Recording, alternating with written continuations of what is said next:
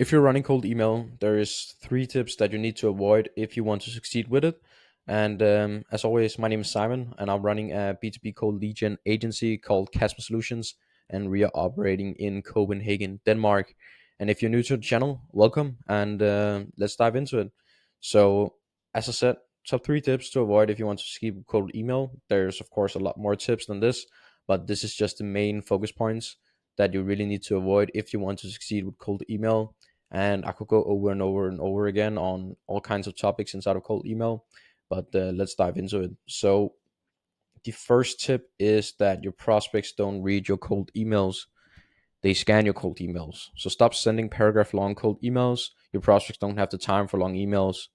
They won't even take the time to scan a super long email from someone they don't know. And remove all the jargon and fluff and keep it short and concise with about, well, stop sending paragraph long cold emails. Your prospects don't have the time to read them.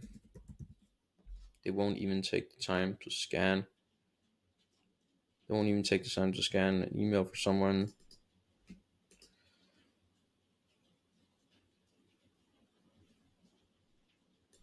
They know. Remove all the jargon and fluff. Keep it short. Keep it short and value driven. Okay.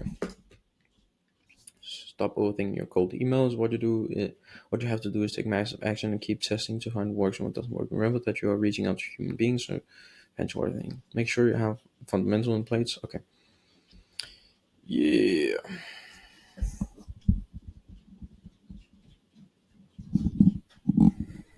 What's up, guys? As always, my name is Simon, and I'm running a B2B cold e.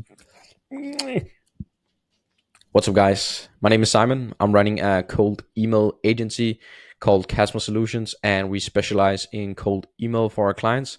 And we are operating from Copenhagen, Denmark. And on today's topic, we will go over the three tips that you need to avoid if you want to succeed with cold email. And of course, there's a lot more tips that needs to be covered for succeeding with cold email, but this is just three quick ones for you to think about if you're doing cold email right now. So if you're new to the channel, welcome, and let's dive into it. So tip number one, your prospects don't read your cold emails. They scan your cold emails. So stop sending paragraph long cold emails. Your prospects don't have the time to read them. They won't even take a time to scan a super long email from someone they know. So you really need just to remove all the jargon and fluff and keep it short and value driven. So I've probably touched on this on another video on here on the channel, but keep the emails between 50 to 100 words. Maybe try one liners, maybe do two, three, 4 lines in the cold email. And just remember, would you read the email yourself if you received an email of 15 lines with all kinds of fluff talking about nonsense that you don't even care about? And just remember that the people and the prospects you're reaching out to, they don't care about your service. They care about what outcome they get from your service. So don't talk about yourself, talk about your prospects and their pain points and what they're struggling with, and say that you are the guy or girl that can fix their issues with your solution. And again, not your product, but your solution and the outcome of your product and solution. That's what you want to keep in mind. So don't go about, hey, I was impressed with your website and I'm reaching out because you are doing great with this, and that. No, none of that. Please don't do that. Just keep it short, straight to the point. Remove all the fluff, and just provide some value to the prospects. Maybe do a free consultation with them or provide something free. They will be much more interested in that than trying to read a long email. They'll probably just see, oh, there's a long email from someone, or just delete that or mark it as spam. And they know that if it's not, if they're getting an email for someone close to them that is really, really long, then they probably will read it. But other than that, they normally just do spam emails, and who wants to read that? And remember, again, 90% of people that are reading your email is probably on their phone. So getting a long email that that reading that off your phone doesn't make sense. So please don't do that. And your prospects don't care about you; they care about them and what they can get from working with you. So keep that in mind when you're crafting your cold emails. So that's tip number one. So tip number two, you need to stop overthinking your cold emails and your cold email in general. So what you have to do is take massive action and keep testing and find what works and what doesn't work. And a lot of people just sit and think about the small nitty details of their cold emails.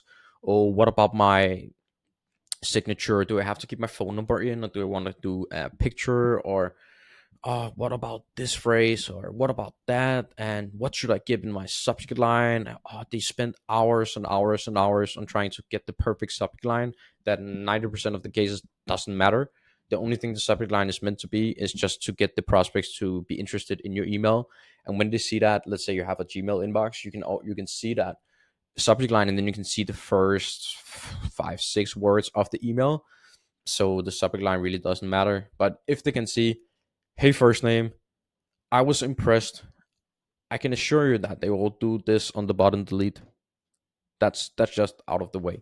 So please don't do that, and don't be scared to try to test, and don't overthink it. Just try it out. The worst thing that can happen is you get no responses or no's from the prospects that you're reaching out to. And when you're doing this, you don't need to be attached to your emotions, because people will be rude and say stuff like F off, or what are you doing this? This is the crappiest email I've ever received. So yeah, just don't think about it. It's not because of you. It's just because people probably had a bad day and they have gotten maybe 50 to 100 emails similar to the one that you are doing. So that's why you just need to be creative, keep it straight to the point, and people will still be frustrated with what you're sending them an email, and they will call you all kinds of things. But yeah, please don't be attached to that. And I struggled with that in the beginning. I took it very personal, which wasn't good, but it just left the emotions at home, just did the work, and know that the the more no's I get, the closer I'm getting to a yes. So that's what you also need to be keeping in mind when you're doing your cold emails. That's the same about doing cold calls, same about doing cold DMs, all that stuff. You'll get a bunch of no's before you get your yes. Um, yeah, and remember that you're reaching out to human beings, so don't try to use fancy words, etc. And what I mean by that is keep the emails in a language that the prospects understand.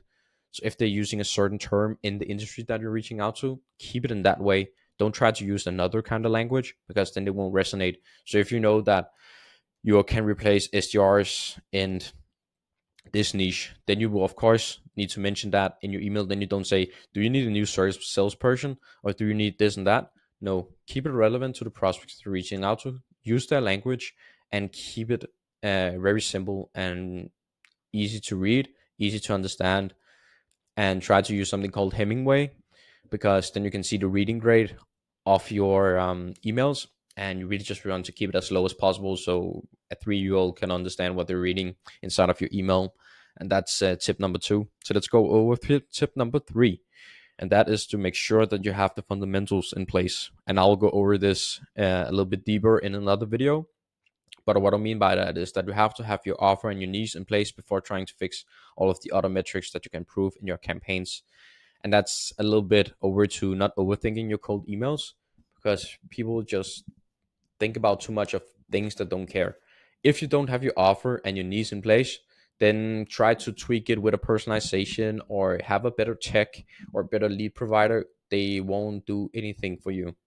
If your offer don't resonate with the niche that you're reaching out to, then everything else is just not gonna work. And doing a personalization, a first line personalization, won't magically give you 15 meetings a month if your offer and niche isn't in place.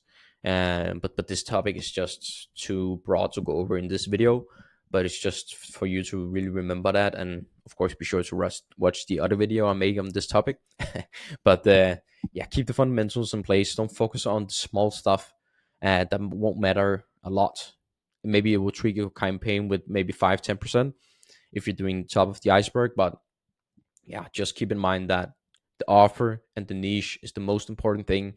So if you have a bad offer, then it won't work. But if you have a good offer and resonate with the niche that you're reaching out to, then you're golden. Then you should see maybe 5 to 30 meetings a month, and trying to improve that with a personalized line, that doesn't work. Maybe you will get 2 more meetings when you have 30 meetings a month. So that's the thing that you need to keep in place.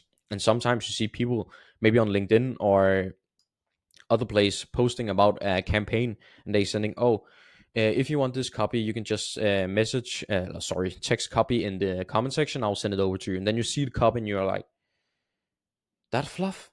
How can that even generate 30 meetings a month? But that's because they have their offer and niche in place. Don't try to tweak anything else.